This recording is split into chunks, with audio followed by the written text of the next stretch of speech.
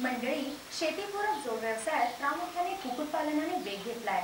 यामध्ये मांसल, लेअर, कोंबडी पालन तसेच परसबागेतील कुक्कुटपालन अशा 3 प्रकारे हे कुक्कुटपालन केले जाते।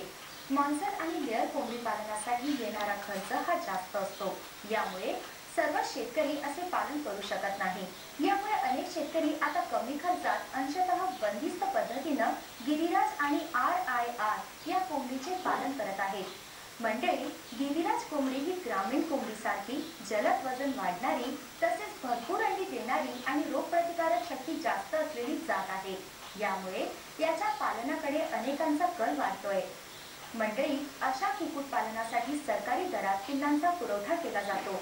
एक दिवसाची पिल्ले शेतकरी आपल्याकडे गृहात आणतो, पण सुरुवातीचे योग्य व्यवस्थापन न केल्यामुळे पिल्लांची मरतूक होते। हे कसे टाळावे याबाबत आज आपण जाणून घेऊया डॉक्टर श्रीकृष्ण भट यांच्याकडून। पिल्लांना पहिल्या दिवशी हॅचरी कॉम्प्लेक्स मध्ये म्हणजे या प्रक्षेत्रावरच मरेक्स रोगाची प्रतिबंधक लस टोचलेली असते। असे लसीकरण केलेले पक्षी शेतकऱ्याला पुरवण्यात येतात। या पक्ष्यांना 100 पक्षी समावू शकतील अशा पुठ्ठ्याच्या त्याच्यासाठीच उत्पादित करून खास बनवलेल्या बॉक्समध्ये विशिष्ट कप्प्यात पक्षी देऊन पॅकिंग करून पक्षी पुरवण्यात येतात। मागणी नोंदवून आरक्षणाची तारीख पक्की झाल्याबरोबर प्रथमतः आपले पक्षीघर योग्य प्रकारे निर्जंतुकीकरण करून घेऊन त्यामध्ये 1 ते 1.5 फूट उंचीच्या ब्रूडरची उभारणी करावी। प्रति पक्षास 2 वॅट या प्रमाणात विद्युत पुरवठा असणारे बल्ब, जर जास्ती उष्णतेची गरज असेल तर इन्फ्रारेड लॅम्प अथवा 100 अथवा 200 वॅट पॉवरचे बल्ब पक्ष्यांच्या प्रमाणात लावता येतात। या बल्ब पासून तयार होणारी उष्णता वातावरणात वर जाऊन पक्ष्यांना ऊब कमी पडू नये याकरता बांबूच्या टोपलीच्या माध्यमाचा स्वस्त साधन म्हणून वापर करता येतो।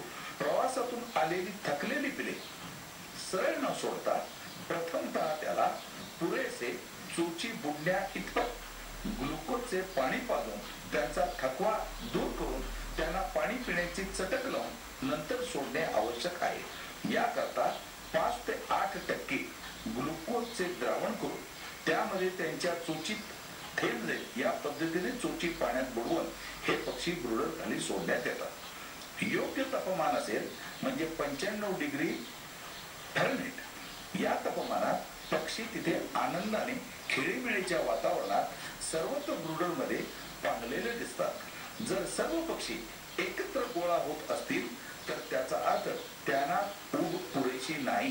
त्यावेळी ब्रूडरला लावलेले हे बल्ब टोपली खाली दोरीच्या साहाय्याने सोडून जवळ करावे लागतात। जर ते बाजूला पांगत असतील तर ऊब जास्त झाली म्हणून तिथली ऊब कमी करण्याकरता ब्रूडर उचलून घ्यावा लागतो।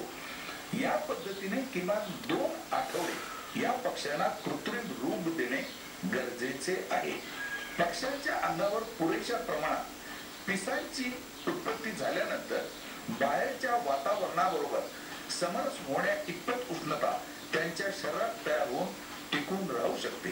त्यानंतर हे पक्षी मोकळ्या वातावरणातही फिरण्यास सोडले, चरण्यास सोडले तरी चालते।